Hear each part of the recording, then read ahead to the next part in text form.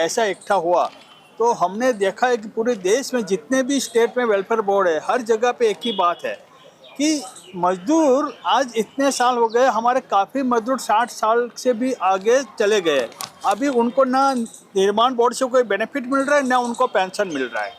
मैं गुजरात से हूँ, तो हमने गुजरात सरकार से बोला कि आपके पास 6,400 करोड़ इकट्ठे हो गए और आप दूसरी योजना ला रहे, पेंशन क्यों नहीं ला रहे हो? क्योंकि इतने साल से मजदूर मांग कर रहे हैं।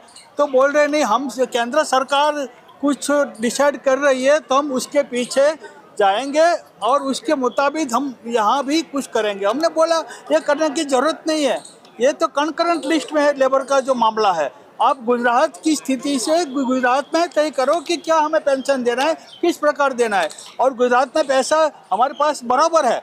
हम जो हमारे पास सेस कलेक्ट हुआ उनका जो ब्याज भी आएगा ना, इससे भी हमारे मजदूरों का कल्याण हो जाएगा, आपको फंड से भी खर्च करना नहीं पड़ेगा। लेकिन हमारे यहाँ तो वो पैसा खुद गुजरात सरकार अपनी ट्रेजरी में डाल रही है।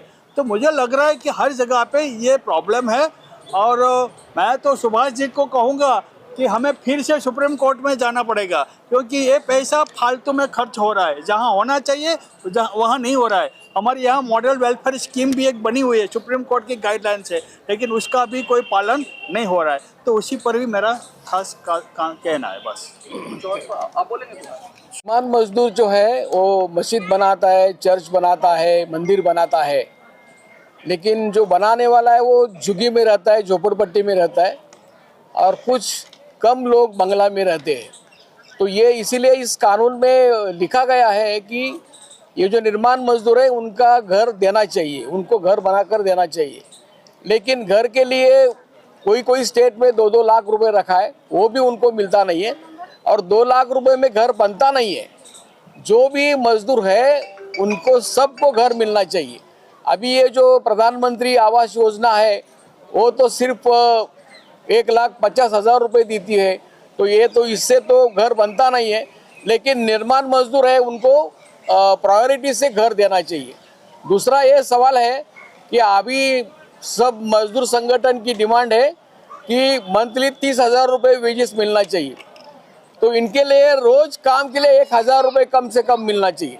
अभी औरतें ज़्यादा आई है तो उनको बहुत कम मजदूरी मिलती है, मजदूरी ज़्यादा मिलना चाहिए। महंगाई इतनी बढ़ गई है कि ये सवाल है, और उनके लिए कोई सामाजिक सुरक्षा नहीं है, पेंशन नहीं है, और ये जो ESI अभी उनको कोशिश किया लेकिन वो भी करने के लिए तैयार नहीं है। तो ये जो गवर्नमेंट है, सेंट्रल गवर्नमेंट, उनकी इच्छा नहीं है निर्माण मजदूर के लिए कुछ करने के लिए। अभी पूरा देश में 8 करोड़ से ज़्यादा निर्माण मजदूर हैं, और यही तो श्रम के आधार पर सब इंडिया खड़ी है। तो और उनका जो इकट्ठा हुआ उनका श्रम का पैसा जो है उनके लिए तैयार नहीं है, और दूसरे जगह लगाने की उनकी कोशिश है, उनके अब खिलाफ है।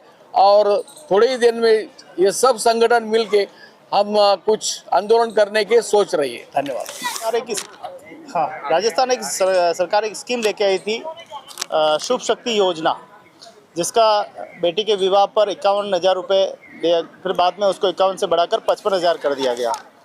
बीच में जब 2020-21 का सत्र आया तो अधिकारियों ने बैठक की और उन्होंने कहा साहब हम इस राशि को बढ़ा रहे हैं। बढ़ाने की जगह उस राशि को बढ़ाने तो छोड़ो, आज दिन तक वो राशि आई नहीं, और करीब आज की तारीख में उसको 1,500 करोड़ से ज़्यादा जो पैसा है वो सरकार को देना था।